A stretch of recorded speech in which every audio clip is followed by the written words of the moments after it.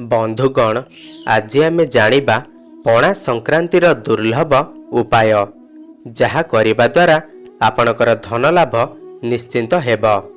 एही जो प्रयोग करिबे आपण पणा संक्रांति राति रे करिबे निश्चय फल प्राप्ति हेबा। पणा संक्रांति राति रे एही प्रयोग करिबे एवं सही दिन पूजा कले विशेष प्रभावशाली हुए।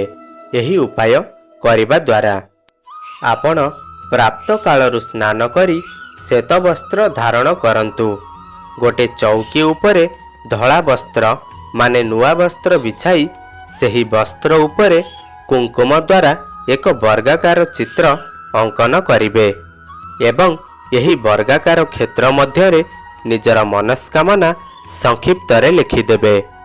आपणकर जहाँ भी इच्छा थिबो, धन प्राप्तिर इच्छा थिबो, परीक्षा रे उत्तीर्ण हेबार इच्छा थिबो, शत्रु को पराजित करिबा पई इच्छा थिबो, आपणकर जहाँ भी मनस्कामना थिबो आपण संक्षिप्त रे सही वर्गाकार क्षेत्र रे लिखिदेबे। वर्गाकार उपरे एक पारदरे तैयारी शिवलिंग स्थापन करी ताकू आपण धूप दीप फूल रे सुसज्जित करिदेबे।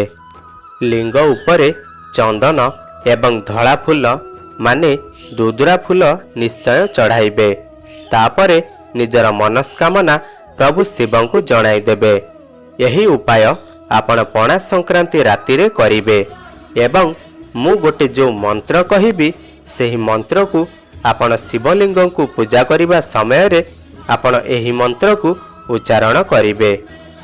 मंत्रटी हेला मुक्ता पीते वयद मुक्तिक जोबा वर्ण मुखे बस्याम रूप हैरास्मि श्री मुदंगमुचम पुण्यश्चु कटिंग प्रभम शूलम खड्गं कृपाणं ब्रज दहनां नागेन्द्र घटां उषा बसम भीति हरं ददानी कल्पजलं भुजांग।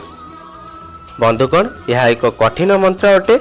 आउ थरे कहूची मुक्ता पीते वयद मुक्तिक जोबा वर्ण मुखे बस्याम रूप हैरास्मि श्री मुदंगमुचं पुण्यश्चु कटिंग प्रभं शूलं खड्गं कृपाणं ब्रज दहनां नागेन्द्रं घटां उषा बसं भीति हरं ददानं कल्प जलं भुजा।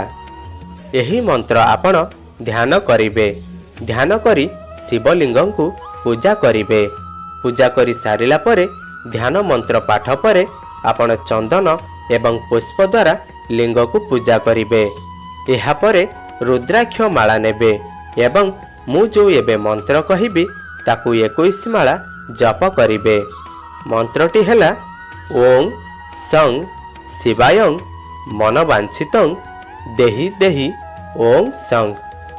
मंत्रटी आउ थरे कहूची ओं सं शिवायं मन वांछितं देहि देहि ओं सं। मंत्र जप समाप्ति परे फूल अरुआ चाउल अन्य सामग्री नहीं आपण जल रे विसर्जन देबे एवं गोटे प्लेट एवं शिवलिंग पूजा स्थान रे साइति रखिबे। जदि आपण पणा संक्रांति दिन एही उपाय करूछंती ताहले आपणकर धन मिलिबा सुनिश्चित। किछि दिन परे ही एहार प्रभाव आपण जानि परिबे। गोटे कथा आपण एही प्रक्रिया संपूर्ण एका करिबे जेमिति कि घरर केही भी व्यक्ति जानि न पारंती। सेथिपई याकू आपण राति रे करि परिबे काहेकि ना पणा संक्रांति राति रे अद्भुत संयोग पड़ुछि। ग्रह मानकर अनेक मनवांछा पूरण हेबा आपणकर। तेबे बंधुगण आपण माने जति भगवान शिव को हृदय भक्ति करुथांती ताल तले थिबा आम कमेंट बॉक्स रे ओम नमः शिवाय बोली लिखंतु। आशा करूछि भिडियोटी भल लागिथिबो।